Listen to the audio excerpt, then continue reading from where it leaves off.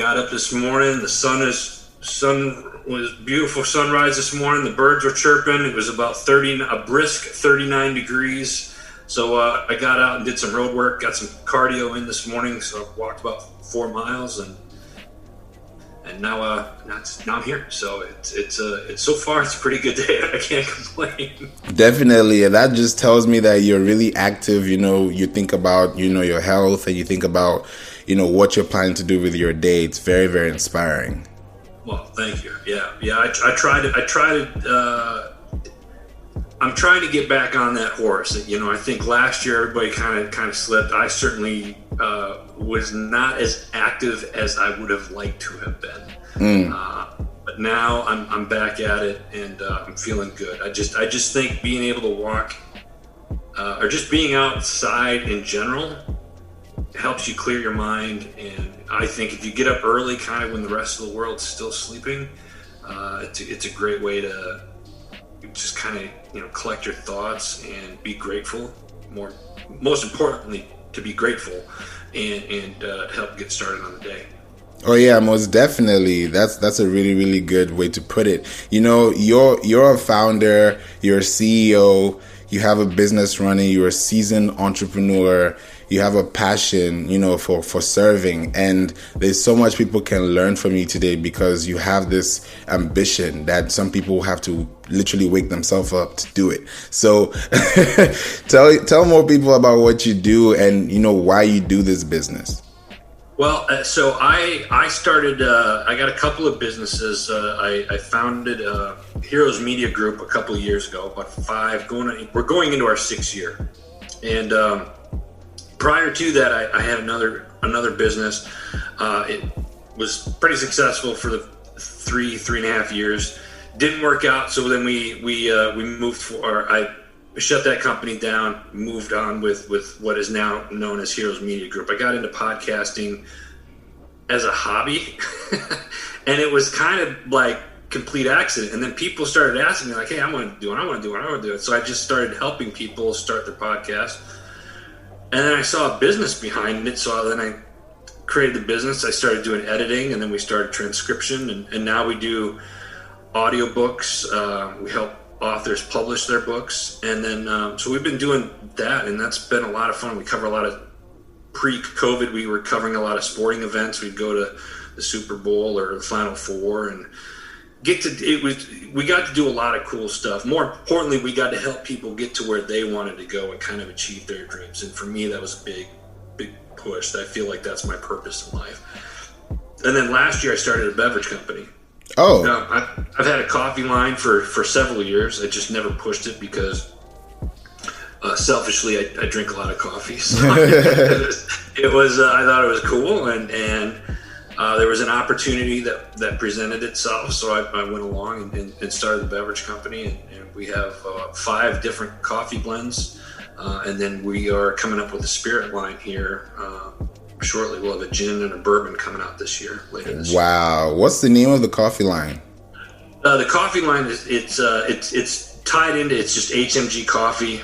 We have different blends like Heroes United, Patrol, First Due, PRN, and it ties in with the Heroes community. So let me back up a second. and HMG, Heroes Media Group, and that kind of ties in with all of our businesses. They're owned by a holding company called Heroes Holdings.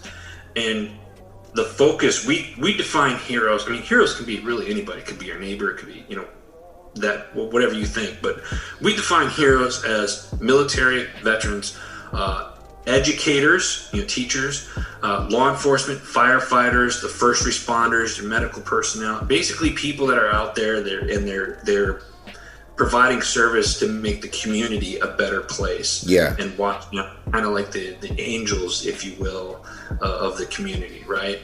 And then there's a clergy piece in there as well. So that's what we define heroes as, and we want to give back to that community. So we started with any buddy that makes a purchase with the coffee or the spirit. The same thing will happen with the spirits. A percentage of the proceeds are going to go back into the Heroes community. Nice.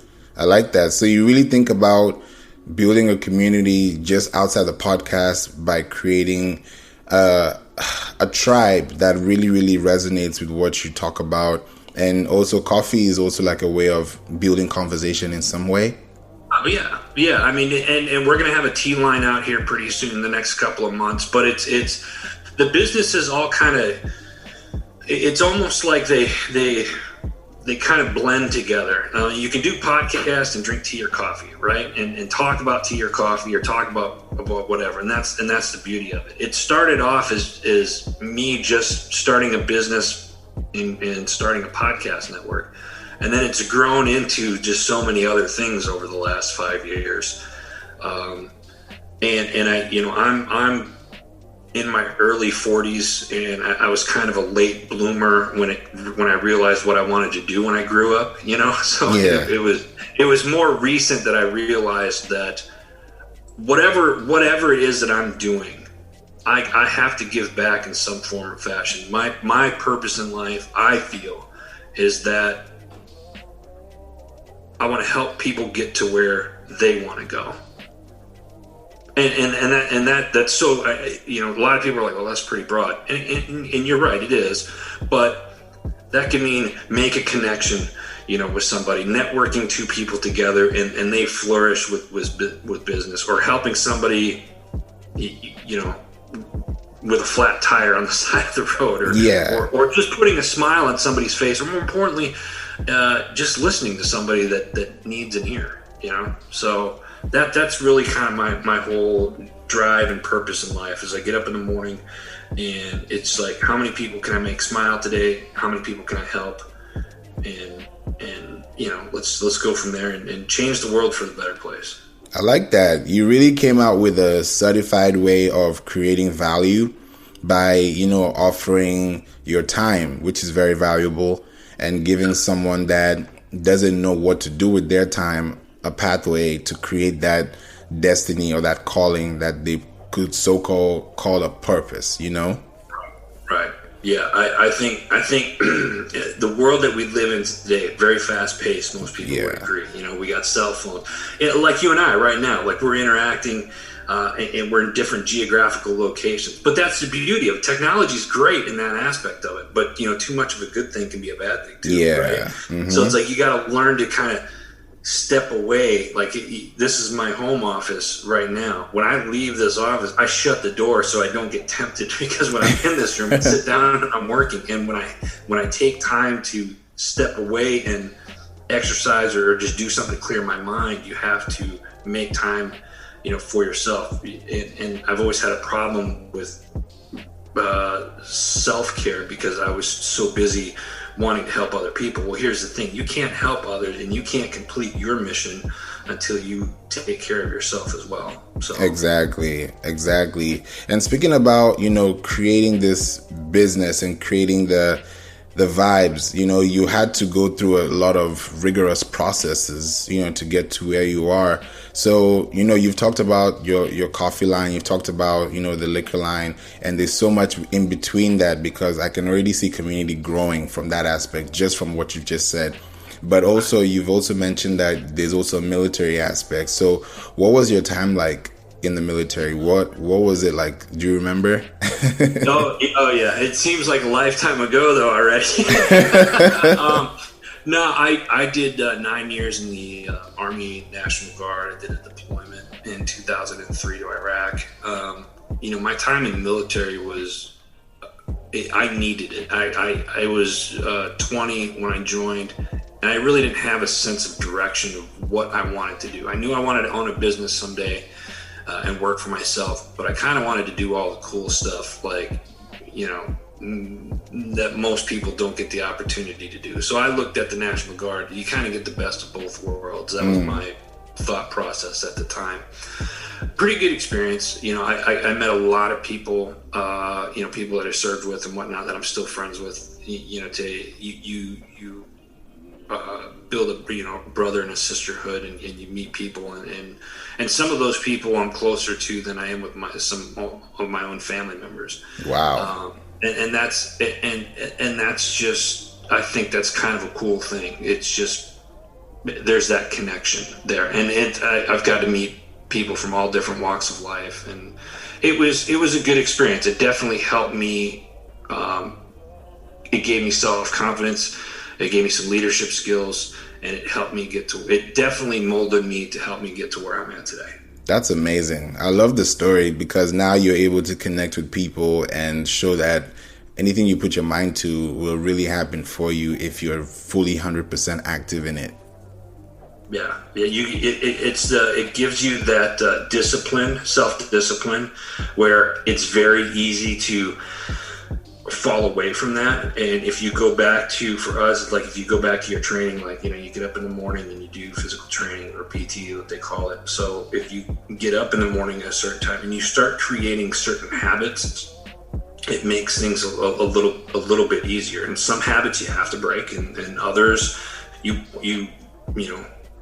put a death grip on, because that helps you get to where you want to go. Yeah. So. I like that. Even from what I've seen too, there's so much I want to ask about this question also specifically. It's a little bit off tangent, but it's like sometimes when you think about the question and you think about the response and how people are taking it in, it really has a way of aspiring and creating that new influence. So in terms of being like a single parent, what is that for you? What has that done for you in the past and now, and how is that resonating with your branding and just anything that you're doing in life? I've said this, man, my son just turned 18. Wow. 2 months, a month and a half ago. And he's a senior in high school. I'm very proud of him. He's getting ready to go to college this fall. He's been my motivation for the last 18 years. I was going through a dark time in my life, and it was just him and I have full custody of my son, and there were times where I wanted to give up, and I just wanted to roll over and just quit. I didn't care what happened to me. I didn't care about anything anymore. The only thing I cared about was him, and it was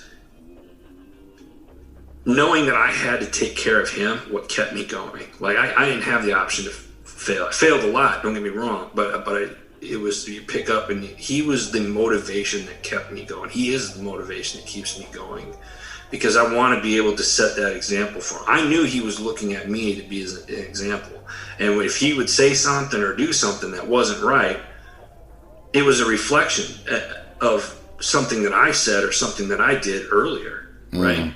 So it was like, hey, wait a minute. I had to change certain things about me to ensure that I was setting a good example on how to be a good man, to be a good a parent, a good father, just a good human in life, to be respectful to others and so forth. It's being a single parent that gives you that drive, because you want for me, I wanted my son to be proud of me. I wanted him to look at me and be like, my dad's freaking awesome. Like, that's my dad. He's helping people. He's doing this. He's doing that. Like, I'm so proud of my dad. And I mentioned earlier, I was kind of a late bloomer of what I wanted to do when I grew up. I think it was because I held myself back. And it wasn't because of my son. I think I needed my son. I think God made me a father, one, to keep me out of trouble, and two, to really help me open my eyes to see what life really was all about. I think being a dad is the greatest gift anybody can have. And I'm trying to build something that someday, if he decides that he wants to get into the family business, he can. And if not, that's fine too. But I want to be able to leave him something, or leave, eventually someday my grandkids something that they can look back and be proud of and be a part of. That's amazing. It's really inspiring, because now you're able to really focus on what's really working and how you're able to build from that, because it's not just about what happened in the past. It's what can you do about tomorrow. Right. You learn from your past, right? And it helps mold what you want to do in the future. Exactly. And that also comes into my next question, which is about helping. You talked about helping other podcasters. How did that happen? Because I know you said it was a hobby, but how do you help them now? What's the systematic procedure that gives them that confidence that, yeah, I know Adam got this. I know HMG got this. I'm not, a lot of people that are close to me will say, you don't talk about yourself. And I don't. I consider myself to be a very humble person. I've just been doing it for a long time. I've been podcasting for almost a decade. Before it was really called podcasting. And for me, if somebody comes to me and say, hey, I want to start a podcast. And it's like, all right, cool. What's your idea? And I'll sit and listen. And I probably talk more people out of it than I do into it, because they're realize like it can be a part-time job. If you think that you're gonna, hey, I'm gonna do a podcast and I'm gonna put out an episode and it's gonna get 100,000 listens. Yeah, it doesn't work that way. I'm sorry. If you get 10, great. Grow from there. It's for me with new podcasters, I tell them it's all about consistency. You have to be consistent. I'm guilty of it. I tell people, if you're gonna podcast and do a show once a week, try to pre-record your stuff in bulk so you have stuff, because you have a life and you're constantly, most people have a full-time job, and podcasting is either something that they do as a side gig to fill some type of alter ego, or because they have a side hustle and they want to grow that side hustle, and part of that is podcasting. So I say, I try to walk through people like what they can do to make it easier for them, and how to be consistent, and realize, sometimes it gets to be overwhelming. Most podcasters, when they start off, they do 5 or 7 shows, and then you never hear from them again. You have to be consistent with it. And it's hard, because as I'm sitting here talking to you, I realize, I've done over 1,500 episodes in the last decade, and with various different shows and whatnot. My current show that I got one show in the queue, and I'm thinking like, man, I got to really start practicing what I preach. But if it's important to you, you'll make time to do it. You'll find time. And I walk new podcasters on, hey, listen, there's 24 hours in a day, 7 days a week. I will show you where in your schedule that you can sit down and knock out 4 or 5 episodes on a Saturday or whatnot, and you have an entire month worth of episodes ready to go. And if you do that for a few Saturdays, you do that for, next thing you know, you got several months in the can ready to go. So if you travel, do family vacation, life takes a turn, whatever the case may be, you have stuff already ready to go for you. Yeah. So that's one of the things that, among other things, just trying to help people what they need. Most people think you got to go out and spend thousands of dollars on recording equipment and stuff like that. You don't.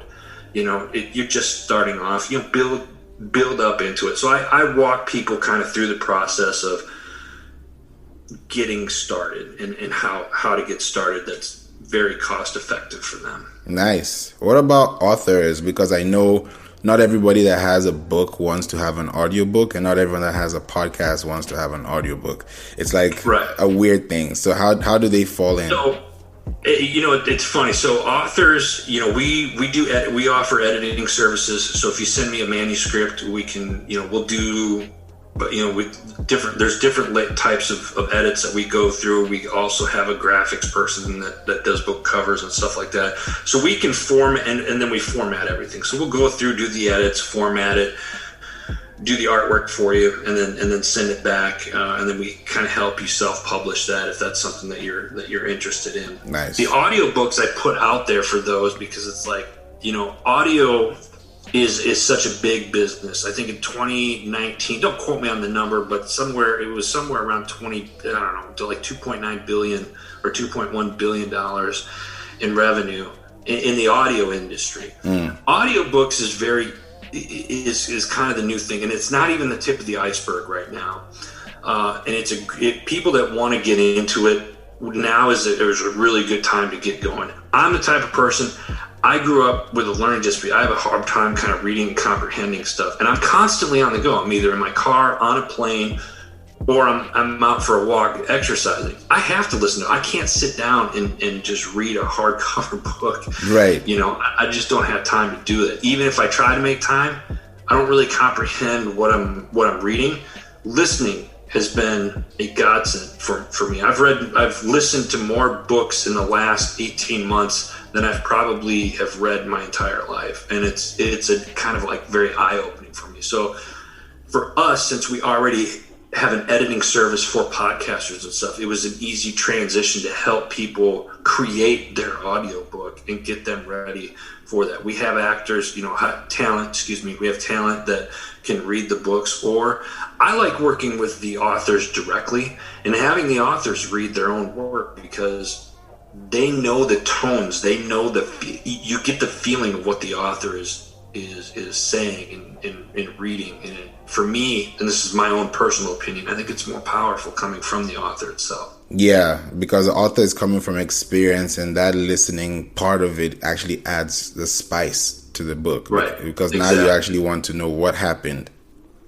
Yep. Yeah. Exactly. And for your podcast, what is it about? Because I'm sure people are also wondering. I know you've helped other people with their podcast. So what is yours about? What do you guys talk about? What is Heroes Media Group about? Well, so Heroes Media Group is the overall arching umbrella, and it's got a several dozen podcasts that are on there. I do a show called The Decision Hour. It was it started off as like a philanthropy, entrepreneurial, positive mindset type show. Yeah. I'm a firm believer that we can all learn from each other, right?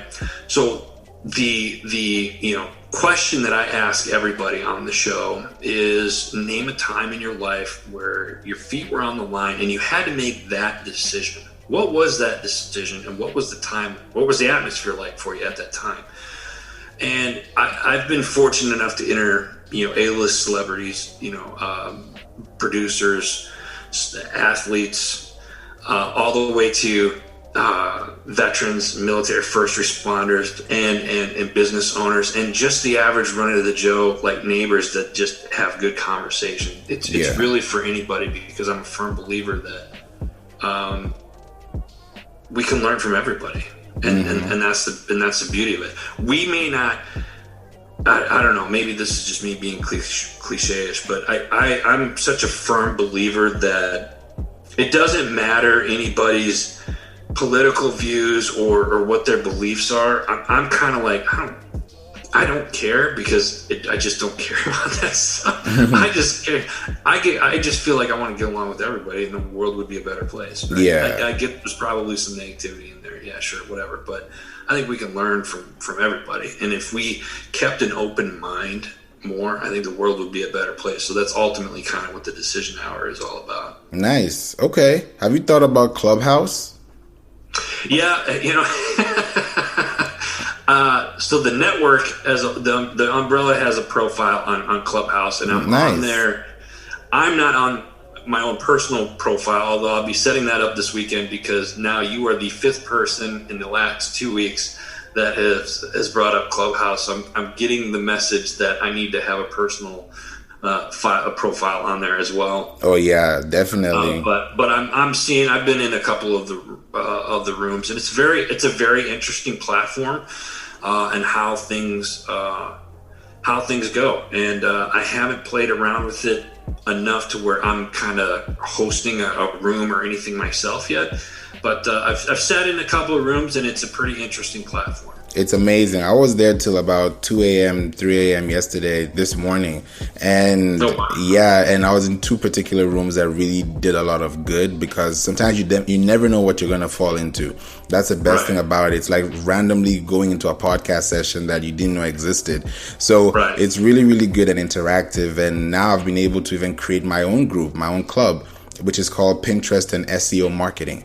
So we're very big on that, because we literally teach people how to handle their Pinterest, how to, use SEO as well for their marketing brand value. We also have a course right now which actually pivoted off that. And if you're able to check that out, it's at playinc.online/Pinterest. And that's PLAYINC.online/Pinterest. And you can be able to see just the back end and see what we're doing from a module standpoint, because it's not just about, hey, we have a club. It's more like, this is what we do, this is what we say, and we want anyone that's on that club to really have an outstanding profile, because we believe in value. Nice. That's awesome.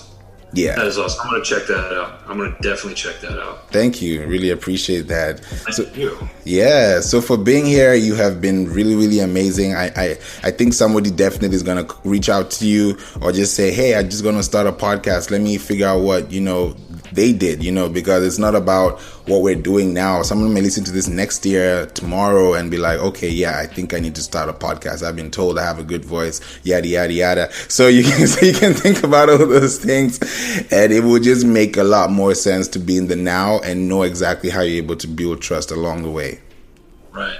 Yeah, for the listeners out there, if you've thought about doing a podcast, and you're like, and if you think, oh, there's so many podcasts out there, and there are. But here's the beauty of it.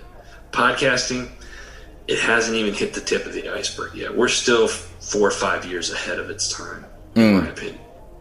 And when you think about it from that perspective, imagine what the future could hold for you if you start today. Exactly. That makes a lot of sense. How can people reach you if they want to connect with you? Oh, great question. Thank you. You can check out our website, heroesmediagroup.com. We are on all the social media platforms at Heroes Media GRP. And you can reach out to me personally I'm on LinkedIn, Facebook, Twitter, Instagram, all at Mr. Adam Bird. That's BIRD. Awesome. Thank you so much, Adam, for being here. You have been a tremendous help to the audience, letting them know exactly what we do as podcasters and as business owners. And it's not just a gig, it's actually a lifestyle. Well, thank you very much. I'm honored to be here, and I hope I brought some value to your listeners. Thank you again. Most definitely. Have a wonderful week ahead. Thank you. You too. You as well. Yeah.